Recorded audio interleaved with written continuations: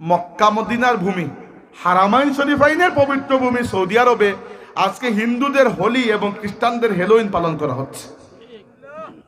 দেখেন নাই পত্রিকায়, ফেসবুকে, ইউটিউবে দেখেছেন নিশ্চয়ই।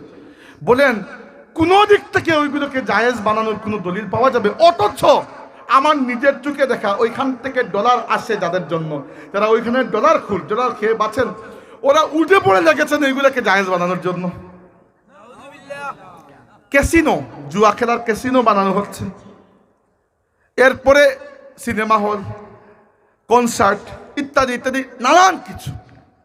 এবং আহমদ বিন সালমান তো ঘোষণাই দিয়েছেন যে কি বলেছেন, তার কথাটা এক্স্যাক্টলি আমার মনে আছে। তিনি বিশ্ব অর্থনৈতিক ফোরামে তার বক্তব্যটা আমার দিলের মধ্যে বড় আঘাত করেছিল।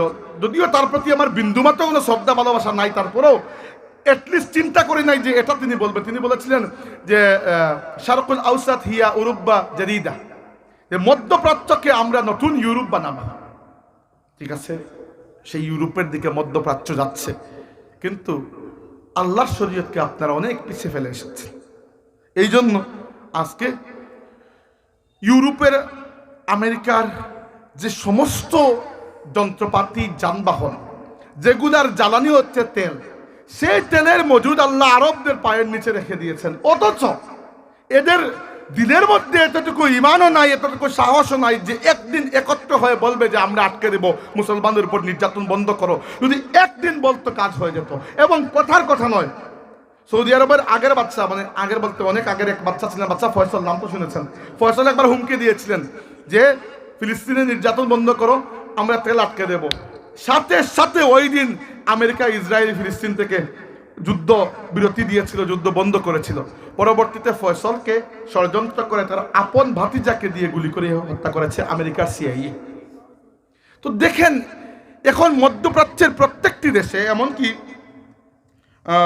একজন লেখক, আমি নাম বের করি ওনার, দ্য ক্রিশ্চিয়ান মনিটর একটা ম্যাগাজিন আছে, আমি মাঝে মধ্যে পড়ি, ওইটাতে উনি লিখেছেন, দুঃখিত ওইটা না, দ্য ফরেন পলিসি ম্যাগাজিন, খুবই বিখ্যাত পৃথিবীর মধ্যে। ওইখানে ওনারা লিখেছেন যে ইউরোপিয়ান আমেরিকানরা ইসলামের যত দুশ্মন, আজকে আরব বিশ্বের শাসকরা ইসলামের এর থেকে বড় দুশ্মন হয়ে গেছেন। এটা কোনো কোনো ওয়াজির কথা নয় যে বলেই ফেললাম। দ্য ফরেন পলিসি ম্যাগাজিন দুনিয়ার মধ্যে নামি দামি একটা ম্যাগাজিন, যারা কিছু লিখলে গবেষণা করে লিখে, এরা লিখেছে।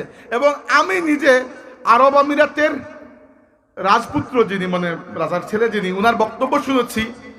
উনি ইউরোপ আমেরিকাকে বলছেন যে মুসলমানদের ব্যাপারে একটা টাইট দেওয়ার জন্য। তো চিন্তা করেন আমরা কোন জায়গায় যাচ্ছি। এবার এত কাহিনীর পরেও আল্লাহর রহমত আমরা কিভাবে আশা করি?